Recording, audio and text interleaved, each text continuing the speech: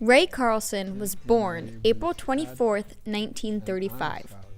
Only a year after he was born, his mother died of cancer, resulting in him living at an aunt's house in New Haven until he was 6 years old. During that span of time, he moved to Sweden for a short period of his life. And other than New Haven, we went over to Sweden also. And at the start of the World War, when Adolf Hitler went into Poland, I was in Sweden. So we hurried up and hopped on a ship that, instead of heading straight for home, went up the coast of Norway and over, because who knows what Adolf was up to do. When he moved back to New Haven, he was one of the best in his class. He only attended half of the 5th grade when they moved him up to the 6th. When I was in the 8th grade, my dad spotted an article in the newspaper that indicated that Hopkins was having a test to hand out a scholarships. So I went up, ordered this school, entered this room with all these kids in it who were also after it, and I thought, my God, I don't stand a chance, But I ended up, as a scholar up at Hopkins. Not only was Ray able to go to Johns Hopkins for high school, but he graduated top of his class and proceeded to go on to Yale University. Then I entered Yale. There wasn't any question that I would enter, any other school. I was number 1 in my class up at Hopkins, and I also ended up with the sportsmanship award, which was interesting, I thought. I was active in sports also there, principally in fencing, which it's interesting on its own. I graduated with high honors, which was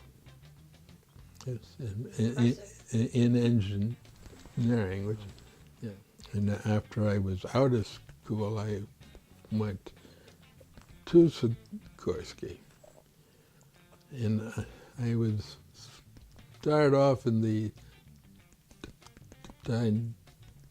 dynamics area, and after a couple of years, I was the head of it.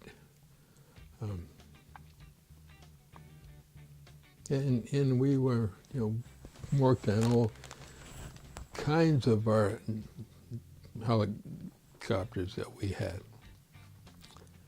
The area that I had the emphasis on was the blades and the rotor and the smoothness of the aircraft. Ray continued to work at Sikorsky and make even more amazing accomplishments. Well, the area I began to concentrate on was the area of,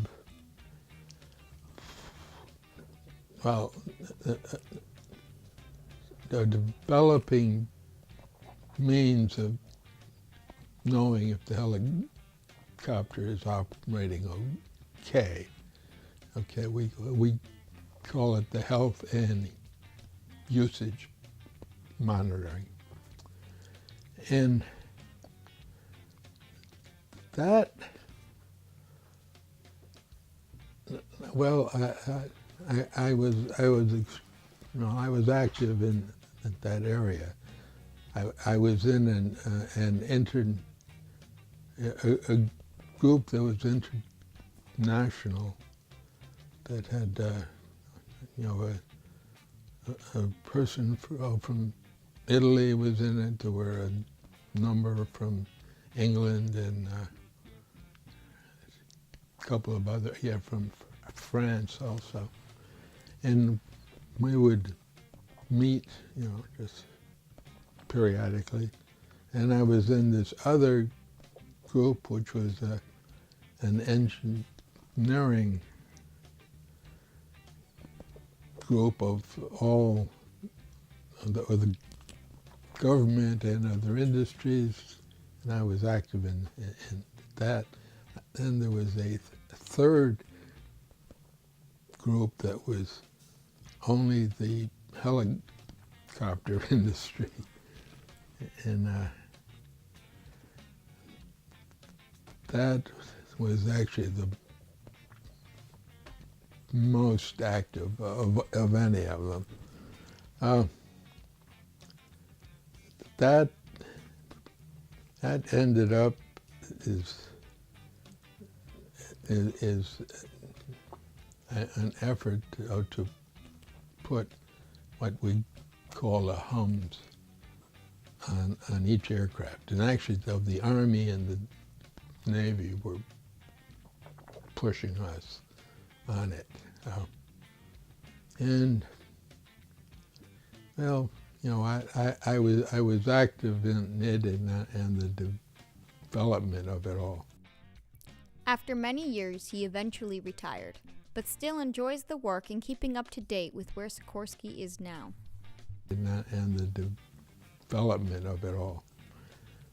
But then ultimately I said, hey, that's enough, and I retired. In his personal and unwork-related life, Ray got married after Yale and had 2 kids named Betsy, the oldest, and David, the youngest.